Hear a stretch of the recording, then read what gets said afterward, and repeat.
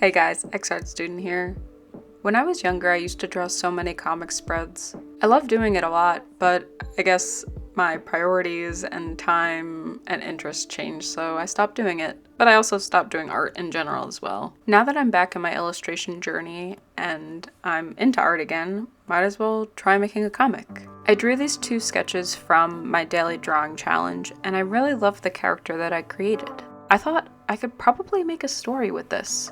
Something that stops me when it comes to comics is that I can always do the beginning, a little tidbit, but I can't do a full story. I decided I didn't really need words, I just wanted visuals. I'm not going to put a ton of pressure on myself, I just want to get the story across through the pictures that I draw. I'm trying to use this as a warm-up to become more creative and abstract with my comics, and hopefully it will lead to something better in the future. I made this sketch to map out where I wanted everything on the page. This was to make sure that there was good composition on the whole page, as well as make sure that the 2 sketches I did in the past would be in a good location, so it would work really well with the story, as well as show the importance of that scene. The setting of this comic is in a Gothic cathedral, and it has all the old doors, stones, arches, and beautiful stained glass windows. Not sure if it's abandoned or not, but it looks creepy and old, and that's what matters to the story.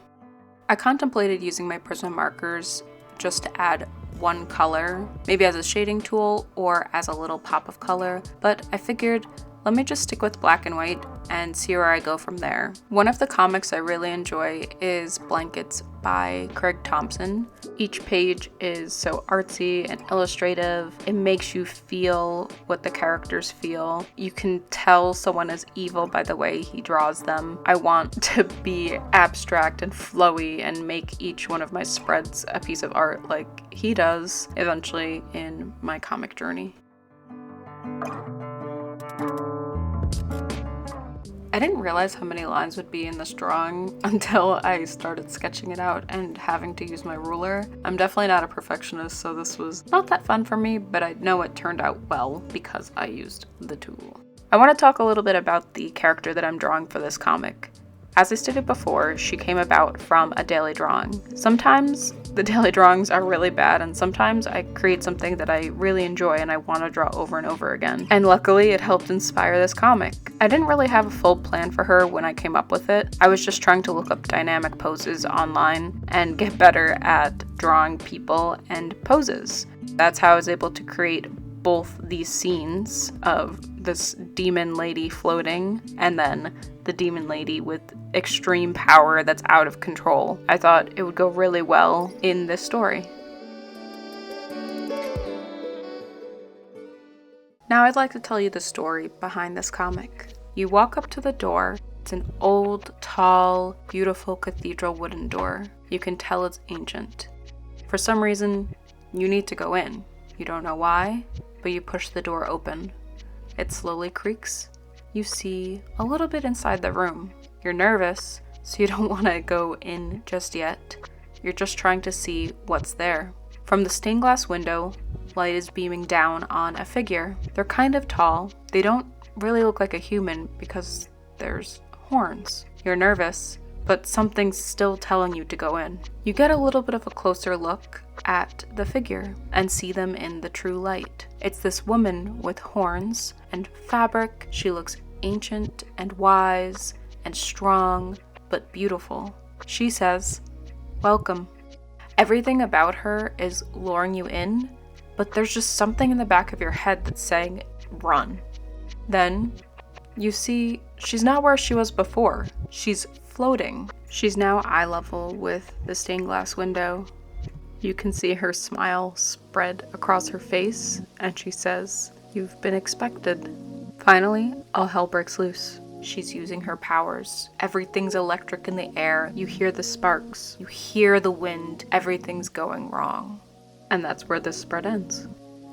Let me know in the comments if you like the story for this comic. I like it. If you have any ideas for the next page of this comic, put it in the comments below, or tell me another thing that I could illustrate for a future comic. I'd love to try. So let me tell you a little bit about the drawing process that I'm doing here. I didn't want everything to be perfect. I do like the sketchy look.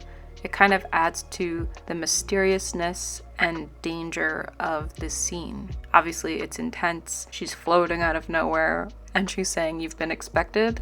That's freaking creepy. The best way to show that she was floating was to have her high up in the cathedral, up to that window that you saw in the second panel, and light flowing from behind her. I never really wanted the light to show her details because I do want it to convey that she's evil and dangerous, but when you look at her up close, you're confused about it. Truly, she is a demon, some kind of devil, and you shouldn't be near her. I don't know why she's able to be in this church. Maybe it's a church that they gave up on because it was so evil, or something heinous happened here.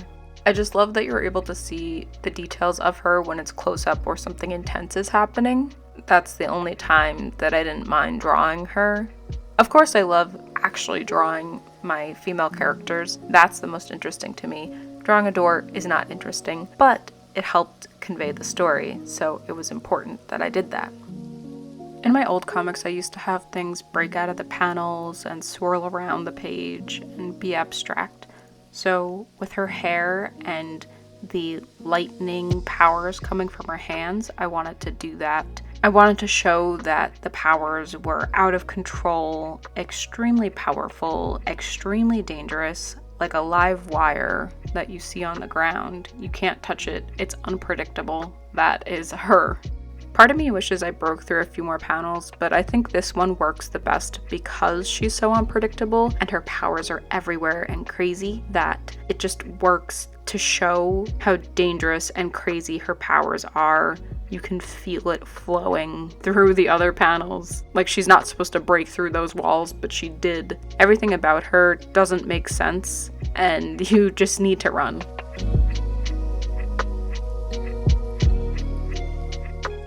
Here I wanted to add some shading. I kind of did a weird cross-hatching line work shading. I didn't really have much of a light source in a lot of this. I just wanted it to look old, textured, and kind of dingy as well. Doing the shading also helped cover up any mistakes, add a little bit more detail, and also add to that creepy, dark vibe of everything. I'm also adding some shading in between the boards of the wooden door, as well as adding some texture to things, but most of it's to show the lighting or the darkness on the objects in front of us. Now looking back at this panel, I kind of wish that I added some light streams from the window, but I also didn't want to give away that she was starting to float. I just wanted our person who's walking through the doors to see her for who she is and only focus on her. That's probably why I blacked out the background. Also, to convey that cold shiver down your spine when you see something that's dangerous and your instinct is to get away. I purposely made the cathedral inside messy so I didn't have to do complete details. I wanted it to be dark and shaded and look creepy as well. With this panel of shading, I was conflicted if I should make the shading altered based off of the powers emitted through her hands, because I would think that it was kind of bright electric light, that near her hand should be less shaded. I didn't really follow that rule when I was shading her. I just kind of wanted there to be some contrast, and then I figured I would figure it out later once I got all the crazy sparks everywhere.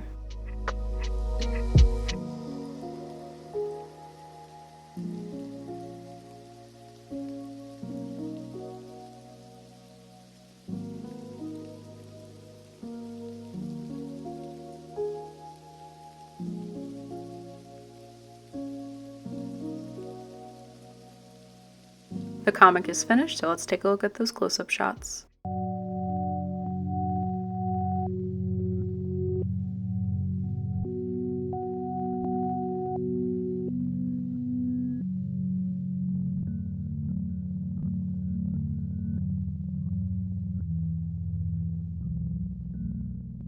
And that's how the comic turned out.